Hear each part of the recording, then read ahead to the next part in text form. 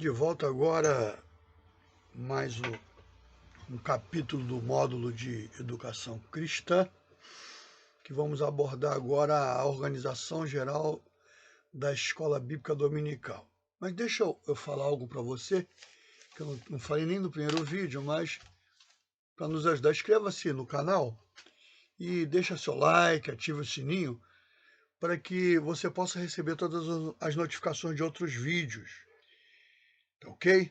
Que às vezes a gente posta e você não sabe. Aí você, se inscrevendo e ativando o sininho, você vai receber todas as notificações. Porque nós não vamos ficar só nessa agora. A próxima matéria já está na pauta já. Já recebi o módulo. É administração eclesiástica, direito eclesiástico. É importantíssimo. Os cristãos, aqueles que querem se aprofundar mais nas coisas de Deus, principalmente numa organização de uma igreja, saber. Mas a organização geral da escola dominical, ela é importantíssima na igreja. Não é só criar um grupo de pessoas e dar aula, não é só isso. É bom ter organização. Eu trabalhei alguns anos atrás, vamos dizer, na década de 80, num departamento chamado Organização e Método. A equipe, eu tinha minha função, a equipe fazia organização e criava os métodos para o funcionamento. E é importante isso nós aplicarmos também nas coisas de Deus, porque elas precisam ser organizadas e ter métodos de ação. Claro que toda regra é exceção. Então, a organização da escola dominical e suas formas. Sua organização tem forma tríplice. Ela é pessoal, material e funcional. Então, com relação a ser pessoal, existem os oficiais da escola dominical, a diretoria da escola, os professores da escola dominical e o corpo de alunos da escola dominical. Isso é pessoal. A diretoria, ela tem o superintendente, o seu segundo, o vice-superintendente, tem a secretária, a tesouraria. Pode-se até criar um conselho para ajudar. E os professores. Tudo isso faz parte da escola dominical. Os professores é o corpo docente, os alunos discentes. Os professores como dizer assim, é a forma, né? Como se fosse uma forma, e os alunos é a matéria-prima. É importante também, na escola dominical, você ter a organização material, que é o prédio, as salas, né? Porque nós já tivemos alguma igreja que eles dividem o templo da igreja em área, aí bota 4, depende do tamanho da igreja, 4, 5 classes no mesmo ambiente e tem aquela confusão de voz, isso não ajuda. Claro que é aceitável quando você não tem espaço, mas é importante na liderança da igreja criar isso, principalmente com as crianças. Falando em criança, como já falamos no vídeo anterior, sobre a história da escola dominical, ela inicia com um grupo de criança que era deixada a erro pelos seus pais nas ruas, aos domingos, usando droga, fazendo bobagens. E um jornalista inglês chamado Robert Hakes, ali pelos idos de 1780, ele vê aquela situação e cria um ambiente onde ele daria um lanche, criou um lanche, porque as crianças, algumas passavam fome na rua, criou um lanche, mas antes do lanche ele dava um reforço escolar, matemática, linguagem, moral e cívica, algumas coisas que elas precisavam do dia a dia. E o ensino religioso, o ensino bíblico. Ali é feita a escola. Então, foi pelas crianças. E peca, me permite essa expressão que é pesada, mas é importante dizer dessa forma. Peca a liderança de igreja que não investe nas classes infantis em suas igrejas. De novo, vou falar. Peca as lideranças de igreja que não investe nas classes infantis na escola dominical. Mais adiante, quando formos falar das faixas etárias, tem algo a mais para falar sobre isso. Ok? Então precisa de espaço, de prédio. Né? Por exemplo, tem igreja que tem classe do berçário. Ou, para mim, quando eu tive aula sobre escola dominical, que a professora nesse seminário falou, eu falei, bati palma e concordei. É a classe mais importante da escola dominical, mas isso nós vamos falar mais para frente, porque o momento não é esse. O mobiliário deve ser apropriado aos afins e aos fins e de conformidade com a idade do aluno. Não adianta eu pegar uma criança e botar numa cadeira de adulto. Não adianta. Criança tem que aprender no chão, forra o chão com tapete. Existe agora uns tatames que é de encaixes, que forra e deixa a criança lá de uma forma que ela possa escrever, rabiscar, pintar. Ela tem que se sentir dentro da sociedade. É uma forma de socializar a criança no seu crescimento. Uma delas, né? Então, é importante cada faixa de idade ter o seu mobiliário próprio. Vai ter lugar que você vai ter que ter um vídeo com os filmes, com umas histórias. Cada um sabe a sua necessidade e como investir. Mas é importante que esse material deve ser próprio para a idade. O material didático também faz parte da organização do material.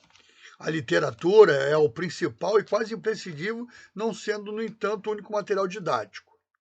Por exemplo, eu vou dar aula para uma criança de 4 anos de idade. Não dá para ler uma história para essa criança 10, 20, 30 minutos. Não tem. A própria psicologia infantil, ou a psicologia a pedagogia, vai nos ensinar que uma criança nessa idade você só vai conseguir prender a atenção dela por 5 minutos. Então tem que criar alguma coisa. Tem que criar.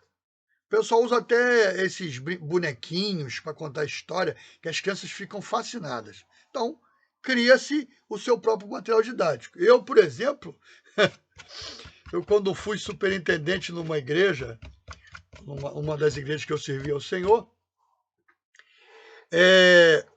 um dia a secretária da escola dominical chegou bem e falou, o irmão Paulo, ainda não chegou as professoras das crianças.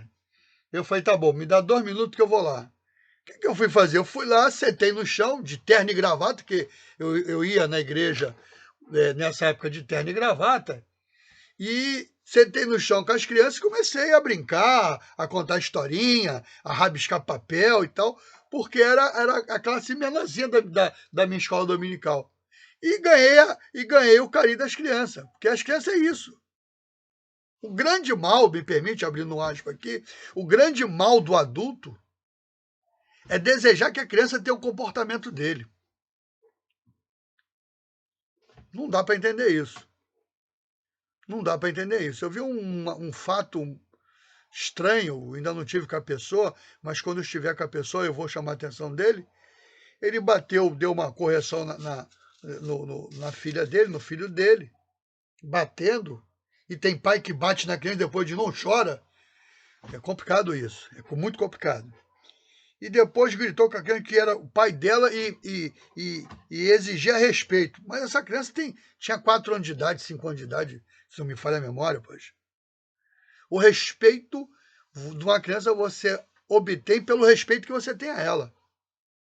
Porque isso faz parte da mentalidade, da idade da mentalidade dela psicológica. Então nós, adultos, às vezes, cobramos das nossas crianças determinadas atitudes que às vezes nem nós cumprimos. Nem nós cumprimos. Também temos no material didático os flanelógrafos, figuras para ilustrar, tem um monte de material, como eu falei, tem os fantásticos bonequinhos que põe na mão, que tu faz a vozinha, é interessante, tu chama atenção, elas ficam fascinadas, porque faz parte da sua idade mental. Então eu tenho que ter esse tipo de material na escola dominical. Não é pecado, não é heresia. Eu imagino Jesus com as crianças em volta dele, ele contando as histórias. Me permite a expressão, por favor, não estou denegrindo a imagem de Jesus, fazendo bocas e caras para as crianças, para chamar a atenção das crianças. Imagino isso. Tá? É uma imaginação minha. Como diz outro, eu estou conjecturando. Organização funcional também é importantíssimo. A organização funcional trata do funcionamento da escola, visando alcançar seus objetivos. Cuida da vida espiritual dos alunos, professores e dirigentes da escola dominical. A organização funcional. O ensino da palavra, o estudo e ensino livre do extremismo. O estudo e ensino livre de extremismo, modernismo, fanatismo, doutrinas falsas e tudo que se relaciona com o conhecimento da sã doutrina. Ou seja, eu tenho que ter muito cuidado com o que eu vou passar na escola dominical. Às vezes eu vejo umas situações que me choca. Aí eu espero do professor uma atitude, não vejo. Eu espero do superintendente uma atitude, não vejo. Por causa do extremismo. Aquilo que eu faço na minha casa, que eu uso na minha vida pessoal, que eu acho que é isso que Deus se agrada, eu não tenho que incutir na cabeça do meu irmão, da criança. Eu não posso fazer isso. Não devo fazer isso. Eu devo sim pegar a Bíblia e no ensino lógico, no ensino sadio, passar algo para ele. Nunca no extremo. Nunca no extremo. Certa vez, um certo irmão me chamou a atenção que minha filha mais velha estava na época de usar sainha. Ela usava muito bermudinha. Porque ficava mais vontade para ela brincar, correr na igreja e tal. Aí ele me fez essa abordagem. Só que os filhos dele não eram exemplo. Percebe como é que é o negócio? Então, eu preciso ter cuidado com esse extremismo. E modernismo eu tenho que ter também cuidado. O modernismo é perigoso. Perigoso. Perigoso porque vai entrando sutilmente dentro. Tem uma história que eu acho interessante. Eu li no livro de, acho que é Silas Daniel, se não me falha a memória, a fábula da rã na panela. Aí ele conta a história lá no negócio que a rã ela é um animal frio. Então você pega essa rã fria e joga numa panela quente. Joga ela numa panela quente. Ela vai pular daqui, pular daí. Vai morrer, mas vai pular daqui, vai pular dali, tentando fugir porque o ambiente não é bom para ela. Mas você pega outra rã, que essa já morreu, você pega uma outra rã e bota numa panela com água fria. Fria. Bem fria. Ela vai ficar tranquila como num spa. Tranquila, descansando. Aí daqui a pouco você vai e pega e acende um fogo embaixo da panela bem fraquinho. Aí aquela água vai aos pouquinhos aquecendo e a rã continua. Ela vai aquecendo mais um pouquinho e a rã continua. Até a água ferver, a rã ser cozida. Assim é o modernismo, fanatismo, doutrinas falsas no meio da igreja, no meio da escola dominical.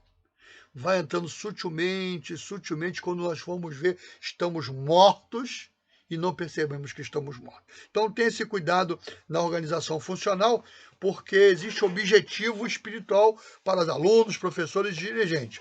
Eficiência. A eficiência é obtida através de professores idôneos e espirituais. O idôneo não quer dizer velho, ou de idade, não é isso não. Idôneo é uma pessoa que você, conversando, seja um jovem de 15 anos, 16 anos, ou um ancião, você conversa ele, você vê ele centrado, você vê ele com equilíbrio, temperado. É isso que quer dizer idôneo. Conheço pessoas que têm 50 anos de igreja e tomam atitudes que eu falo, não é possível. Não é possível acontecer isso. Mas acontece, porque ele não é uma pessoa idônea espiritualmente. Principalmente quando dá maus conselhos. Então eu tenho que ter esse cuidado. De nada, uma nota aqui no modo que é interessante, de nada adianta muita organização e preparo sem a operação do Espírito Santo. Dons naturais, personalidade atraente, eloquência, boa dicção, cultura erudita e outras boas coisas não produzem frutos duradouros. Podem influenciar apenas temporariamente. Por que o autor do módulo colocou essa nota aqui? Porque às vezes eu chego na igreja com postura, mostrando uma boa dicção, uma boa falácia, e às vezes o dirigente ou superintendente acha que seria um bom professor de escola dominical e me coloca. Posso até no começo fazer um bom trabalho, mas não vou a lugar nenhum, porque o ensino da palavra traz mudança de caráter. Não muda a personalidade, não. O caráter, as características, o comportamento. Então, aquilo que eu vou trazer para o meu aluno, para o meu grupo, deve mostrar alguma mudança. Deve mostrar alguma mudança. Então, não adianta, tem que ter a operação do Espírito de Deus. Porque a Bíblia diz que ele é que convence o homem do pecado, da justiça e do juízo. Então, quem nos convence de tudo é o Espírito Santo, através de ouvir a palavra de Deus. Outro tópico na organização da escola dominical é a didática. Aí diz o módulo que é a ciência técnica ou arte de ministrar ensino. A didática é um ramo da pedagogia. Eu preciso ter uma boa didática. Além do conhecimento, é uma boa didática. Saber passar para o meu aluno conhecimento. Ou transferir conhecimento. Aí fica... Por quê? Porque não adianta eu ter muito conhecimento e não saber passar, não ter uma boa dicção. Às vezes eu vejo um professor diante da classe lendo a revista para a classe. Lê em casa. Quantas vezes eu falei isso para os meus pares? Vai ler? Lê em casa. Você tem que saber passar. Olha, eu, por exemplo, às vezes para dar uma aula, eu leio o assunto 3, 4, 5 vezes até eu dominar o assunto. Não adianta eu tentar... tá aqui o módulo aqui, eu não posso estar lendo ponto a ponto, porque é melhor o aluno ler o módulo em casa. Aí lê o módulo em casa e vai no seminário e faz a prova. Mas eu tenho que passar alguma coisa a mais para o meu aluno de uma forma simples e objetiva. Não adianta. Porque a didática, como ciência, baseia em conhecimentos certos, gerais e metódicos. Ou seja, como eu vou ensinar a palavra de Deus, se eu não tenho o conhecimento certo dela? Porque eu já expliquei numa outra oportunidade que conhecimento é uma coisa e informação é outra. Às vezes o cara é doutor, mas é um doutor informado. É um doutor informado. Tem muita informação, muita informação. Só que na hora da prática ele não pratica, ele não mostra aquilo que foi informado. Então, conhecimento é a prática da informação. As pessoas confiam em você não é pelo que você sabe, é pelo que você pratica. Ok? Didática como técnica, exige conhecimentos teóricos e práticos do assunto a ser ministrado. A técnica busca sempre a perfeição, quando não o ideal, pelo menos. Ora, se eu tenho uma didática, eu procuro, nas minhas leituras, por exemplo, estou dando aula sobre escola dominical. De vez em quando eu vou na biblioteca digital e vou lá ver o que um outro professor fala sobre o assunto. O que alguém escreveu sobre o assunto.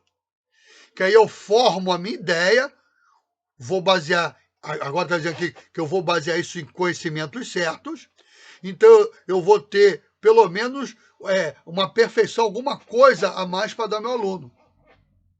Que eu preciso disso. Também diz aqui o módulo na didática que ela é uma arte. Ora, professor já nasce professor, não condiz com a realidade. Pessoa nasce com condições para ser professor, isso é correto. Não, porque... Não. Eu nunca imaginaria que ia dar aula. Eu queria ser metalúrgico igual meus irmãos. Talvez lanterneiro tal qual meu pai. Mas nunca na minha vida entenderia que hoje estaria dando aula. Aí na medida que eu fui ouvindo, que eu fui aprendendo, que eu fui obtendo conhecimento, eu fui vendo algo que eu poderia aplicar, que era passar conhecimento. Passar conhecimento. Isso é interessante isso, Isso foi na minha vida. Eu quando chego à igreja em 1981, eu vejo a escola dominical, foi a escola dominical que me incentivou a estudar. Por quê? Porque eu via na minha classe um professor que o homem, permite a expressão, brincava de dar aula. Brincava de dar aula. O homem tinha uma facilidade de expor a passagem bíblica, trazer assuntos de um outro lugar da Bíblia. Eu ficava admirado com aquilo. Mas tinha um que lia a revista para a turma.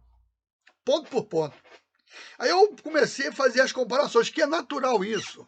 É natural isso, você fazer comparações. Porque aquele irmão que busca conhecimento, nova didática, ideias novas para ver se prende o aluno, ele se fez professor. Não nasceu professor, se fez professor. Buscou lá. Mas aquele outro, colocaram ele lá achando que ele era professor.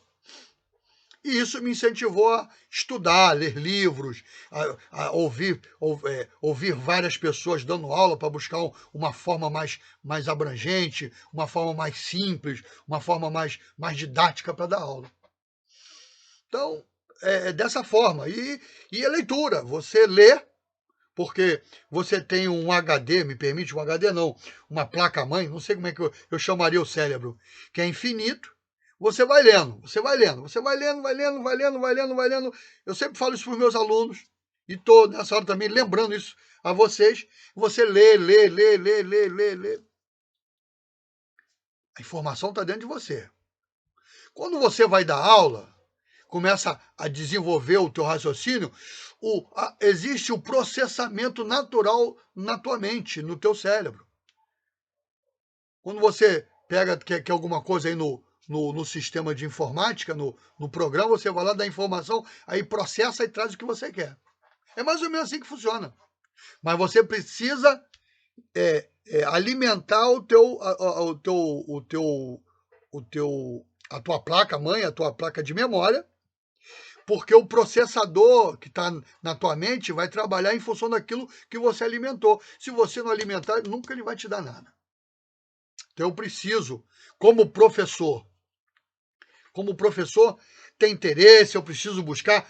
Creio que é Paulo que diz que aquele que é voltado para o ensino se dedique.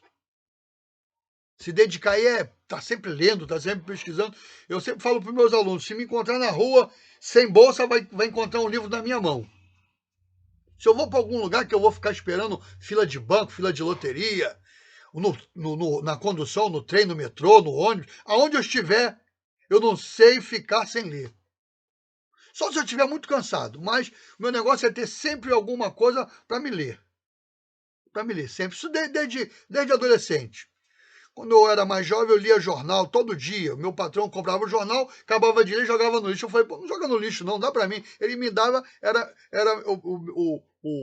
a minha distração, a leitura. Lia livro de bolso, lia tudo. Então, a didática é uma arte, mas essa arte também precisa ser alimentada de informação. Então, não adianta eu ter uma excelente didática também e não ter uma boa leitura, uma leitura razoável, no mínimo, para ter informação para dar àquele que eu estou alimentando com o ensino. A didática não se confunde com método. Embora exista método didático, a didática em si não é um método, não é uma característica. Eu, por exemplo, eu tenho falado com a minha esposa que eu estou preso, porque eu não consigo dar aula sentado. Aonde eu vou, eu vejo professores que sentam na mesa e da mesa ensinam seus alunos. Eu não consigo. Eu tenho que estar escrevendo no quadro. Então, eu estou de pés ou de mãos atadas, porque eles ficam assim, porque quando eu chego na sala de aula que meu pincel atômico lá, a caneta de escrever no quadro não funciona, eles ficam, vai arranjar um para mim, porque eu não consigo. É meu. Faz parte da minha didática, dos métodos de minha didática da aula dessa forma. Porque às vezes eu escrevo uma coisa que o aluno anota e aquilo, ao me ouvir e ao ver e ao escrever, é uma forma mais abrangente, isso ainda vamos falar mais à frente, de ele guardar a informação. Então, vamos entender isso. Precisamos ter didática. Abrindo uma aspa, eu tive dei aula num seminário E alguém me liga, disse, é o irmão Paulo que está falando? É sim, é o senhor que é o responsável pelo seminário? Sim, sou. Como é que eu faço para me matricular? Eu falei, faz o seguinte, a nossa aula é segunda-feira, dá um pulo lá no seminário, assiste uma aula. Se você gostar, você se matricula. É minha forma de direção de seminário. Não adianta eu cativar os olhos, tem que ver o que tem que estar sendo apresentado para eles. E, de acordo com aquilo que ela viu, gostou. Além dela, trouxe mais 4 ou 5 da família para se matricular no seminário, e esses ficaram comigo até o último dia que eu dei aula. E graças a Deus aquela turma, quase na sua totalidade, se formou. Que eu precisei, antes do término do curso, eu me ausentar. Então, você é que prende o seu aluno, o professor é que prende o aluno na classe. Ah, meus alunos não estão interessados na aula. O problema está em você. Sou muito claro nisso. Que se eu não falar assim contigo, você vai continuar na sua mesmice. Por favor, me entenda. Estou querendo te ajudar. Então, mude a sua didática, crie métodos, é o terceiro ponto da matéria aqui da escola dominical, da organização geral da escola dominical. Métodos. Olha só que interessante. É a palavra de origem grega meta-rodos, ou seja, caminho utilizado para atingir a meta. O grego tem essa coisa da palavra, mas o sentido. Às vezes nós criamos qualquer palavra.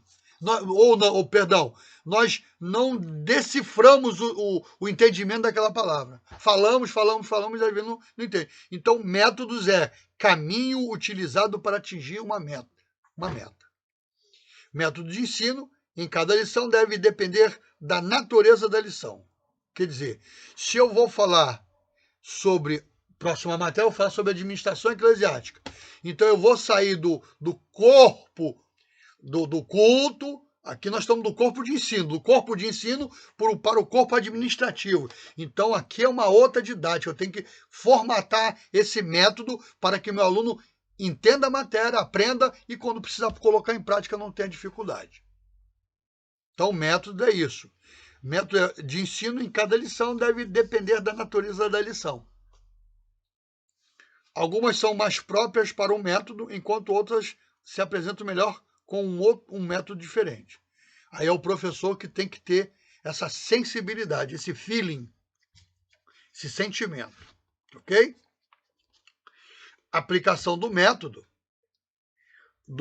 aplicação dos métodos do ensino, nós vamos, para não cansar você vendo o vídeo, eu sei que cansa, às vezes eu quero ver um vídeo e o vídeo demora, já fui chamado a atenção sobre isso, mas nós vamos dividir essa organização da escola dominical, talvez em mais 2 vídeos, para poder darmos algo mais com mais informação. Porque se a gente começar a falar de uma forma direta, eu posso, como dizer assim, atrapalhar, prejudicar a informação a ti, a formação a vocês. Então, nós vamos parar por aqui. O próximo vídeo seria o 5.2. Nós vamos falar sobre essa aplicação dos métodos do ensino. Tá? Tem o indutivo, tem o dedutivo, tem história, tem exposição, tem algumas coisas que pode ser aplicada no ensino da escola dominical. Tá ok? Então não esqueça, inscreva-se no canal, deixe o seu like e ative o sininho. E nos ajude a propagar a palavra de Deus, o ensino da palavra de Deus. Ok? E daqui a pouco a gente volta com mais um vídeo para enriquecer o teu conhecimento de Deus. Deus te abençoe.